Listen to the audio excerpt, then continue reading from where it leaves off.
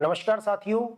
जैसा कि आपको पता है, नवंबर के दूसरे सप्ताह यानी 7 नवंबर से 15 नवंबर के बीच में रीट का विज्ञापन आने वाला है। जैसा कि शिक्षा मंत्री महोदय ने आपको पहले बताया हुआ है कि दूसरे नवंबर के दूसरे सप्ताह में विज्ञापन आएगा रीट का और जनवरी में आपकी परीक्षा होने वाली है। तो आज हम बात करेंगे रीट में भाषा चयन कितना महत्वपूर्ण, कौन सी भाषा चुने, हिंदी, संस्कृत, अंग्रेजी। मुख्यतः इन तीन भाषाओं को लेकर के विद्यार्थियों में असमंजस बना रहता है।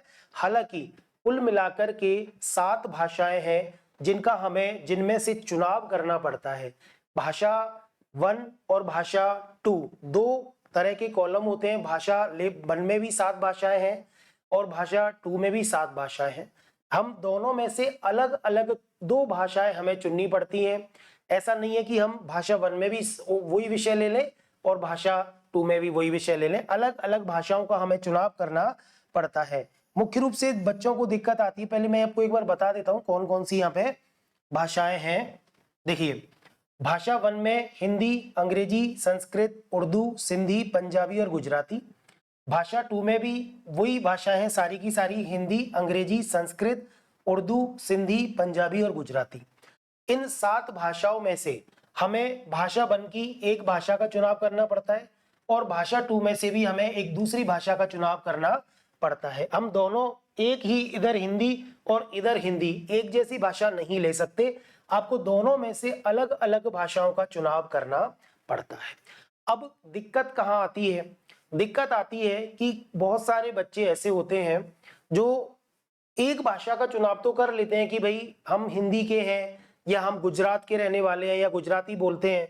कई बार जैसे सिंधी, उर्दू भाषा जैसे गंगानगर साइड में बहुत ज्यादा बोली जाती है। तो एक भाषा का चुनाव तो सामान्य रूप से बच्चे कर लेते हैं क्योंकि उनका पढ़ाई का जो माध्यम है वो या तो अंग्रेजी में होगा या हिंदी में होगा। तो हिंदी अंग्रेजी ऐसे चुनाव कर लेते हैं। कुछ बच्चे संस्कृत एजुकेशन से पढ़े हुए होते हैं, वो संस्कृत भाषा का चुनाव कर लेते हैं। कुछ उर्दू भाषी होते हैं तो वो उर्दू भाषा का चुनाव कर लेते हैं। कुछ सिंधी भाषी होते हैं तो वो सिंधी का चुनाव कर लेते हैं। कुछ पंजाबी होते हैं, एक भाषा में पंजाबी ले लेते हैं। कुछ गुजराती टच वाले लोग होते हैं, वो गुजराती भाषा ले लेते हैं।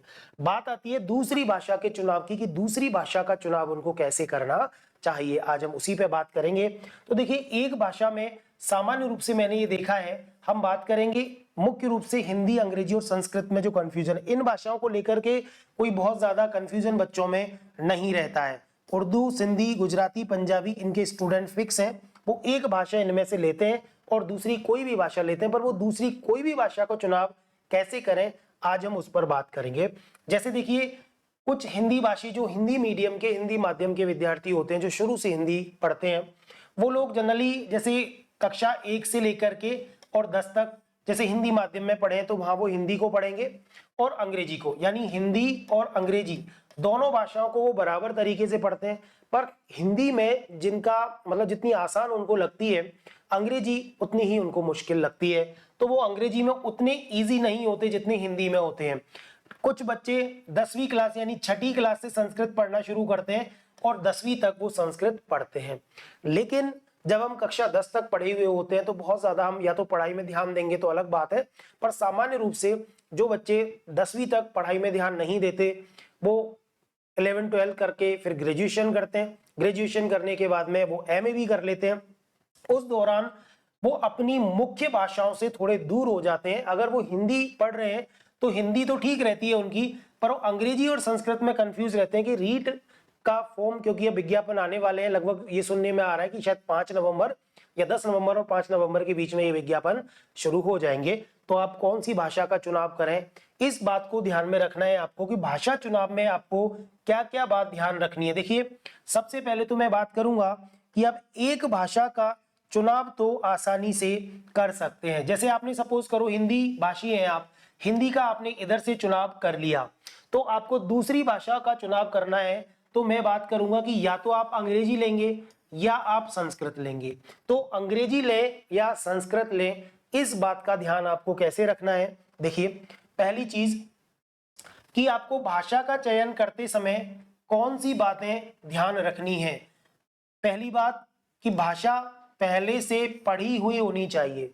जो दूसरी भाषा का चयन, पहली भाषा का चयन तो आपने सपोज करो हिंदी कर लिया, इंग्लिश वाले बच्चे ने अंग्रेजी का कर लिया, मान लो इधर से आपने अंग्रेजी का कर लिया, ठीक है।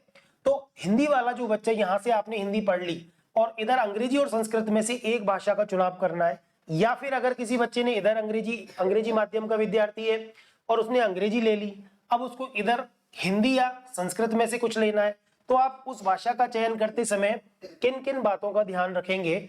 सबसे पहला है कि वो भाषा पहले से आपकी पढ़ी हुई होनी चाहिए। पढ़ी हुई होनी चाहिए कैसे, कि अगर आप मान लो हिंदी पहले से पढ़े हुए हैं, ठीक है, हिंदी पढ़ ली, कई बार बच्चे क्या करते हैं, हिंदी पढ़ ली तो साहब हिंदी और संस्कृत का व्याकरण एक जैसा है, बिना सोचे समझे वो संस्कृत ले लेते हैं, और जब रिजल्ट आता है, परीक्षा देते हैं, तो उनको बहुत ज्यादा दिक्कत आती है संस्कृत के प्रश्न करने में। ये बात सच है कि अंग्रेजी मतलब जो संस्कृत है उसी से हिंदी भाषा का जन्म हुआ है, व्याकरण में काफी आसानी रहती है, लेकिन जो बच्चा हिंदी पढ़ा हुआ है पहले से, उसको संस्कृत पढ़ने में थोड़ी सी दिक्कत आएगी। हाँ, संस्कृत का कोई विद्यार्थी है उसको निश्चित रूप से हिंदी लेनी चाहिए। संस्कृत का अगर कोई विद्यार्थी पहले से संस्कृत एजुकेशन में पढ़ा हुआ है, संस्कृत उसकी बहुत साउंड है, तो आपको ज्यादा सोच विचार किए बिना हिंदी ले लेनी चाहिए दूसरी भाषा के रूप में। लेकिन जिन बच्चों के पास एक भाषा के रूप में हिंदी है, उसको संस्कृत ही लेनी चाहिए, ये जरूरी नहीं है।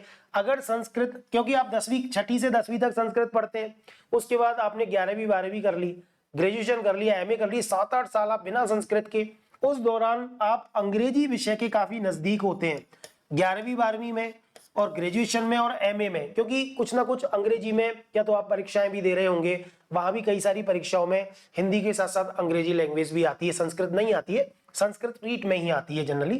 तो आप अंग्रेजी के टच में होंगे, वहां संस्कृत का व्याकरण आपको पता नहीं होगा। तो मैं ये कह रहा हूं कि भाषा पहले से आपकी पढ़ी हुई होनी चाहिए, अच्छी खासी तरीके से। एक भाषा तो चुनाव कर लिया आपने, लेकिन दूसरी जो भाषा का आप चयन कर रहे हैं, तो यहाँ पर आपकी संस्कृत या अंग्रेजी जो भी है वो ठीक तरीके से थोड़ी पढ़ी हुई होनी चाहिए।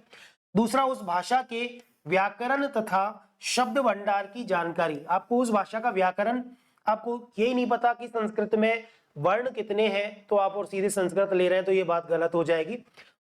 शब्द भंडार भी आपको कुछ ना कुछ जानकारी, संस्कृत के शब्दों की, अत्र तत्र, इन शब्दों का क्या अर्थ होता है, अगर आप संस्कृत ले रहे हैं तो कुछ जानकारी, संस्कृत में जो क्वेश्चन होते हैं किम, है ना, इस तरह की चीजें आपको पता होनी चाहिए, शब्द भंडार का जानकारी होनी चाहिए।